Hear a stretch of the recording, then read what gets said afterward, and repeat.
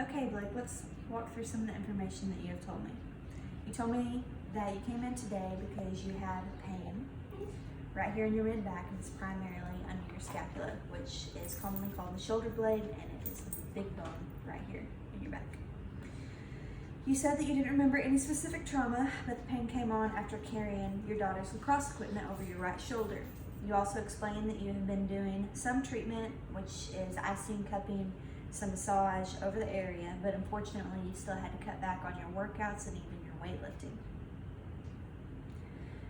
You also said that your work requires a lot of desk time and you're often in a position that puts pressure on the area. Some of the background that you told me is that you work for Ford, you're at your desk a lot doing your work there, and that you often notice yourself in a position that is bad posture. You also said that you really believe in the massaging and the cupping. You feel like that's the only way you're going to get better, and that is really what you're wanting to focus on here. So we will definitely add some of that into our treatment plan. Based on the information we've gathered, I believe you're experiencing this pain due to a right shoulder sprain. This is something that can occur when we don't have proper form lifting or carrying things. This is something we can manage here with soft tissue treatment like what you're doing, the cupping or the icing or the massaging. And we can also implement adjustments and do some physical exercise. I'm ready to get started on this as soon as you feel comfortable. Does it sound good to you? Great, all right. One of the things that you mentioned is how anxious you were because your company is laying people off. I can't imagine the fear that you're having with that, especially with having a family. So a healthy way to get these things out is trying to reduce our stress levels by prioritizing our sleep, working on our eating habits, and journaling our thoughts. So whichever of these you prefer, I would recommend starting on those, and I'm here to guide you in any way that you feel comfortable to do so. If I can make a recommendation, I would begin by prioritizing my sleep, and then I would work from there.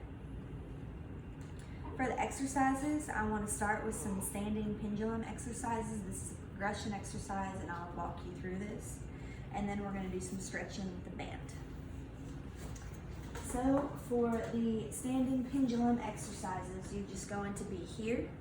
You're going to let your arm kind of free hang. You're going to let your arm rotate this way for 15. And then once you get there, you're going to reverse and do it the other way. You could do this in a seated position, and then you're going to eventually progress down to hands on your knees like this. And then once you feel stronger there, we're going to add a weight in. Some of the stretching that we're going to do with the band is the band is going to be behind your back. Since it's your right arm, I'll show you on my right arm. I don't want the band to be too tight because then it'll be resistance instead of stretching. You're going to bring your arm out to just resistance and hold and allow for the stretch to take place. Once you feel like you can meet that resistance with no difficulty, I want you to bring it up all the way until you have full range of motion. When you get that full range of motion, I want you to progress on. Then I want you to hold the band tight, and I want you to do this as if it were a workout.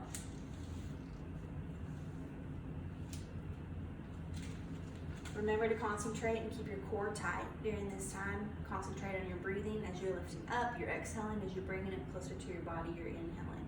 Focus on this, and we will get that strength back in your shoulder and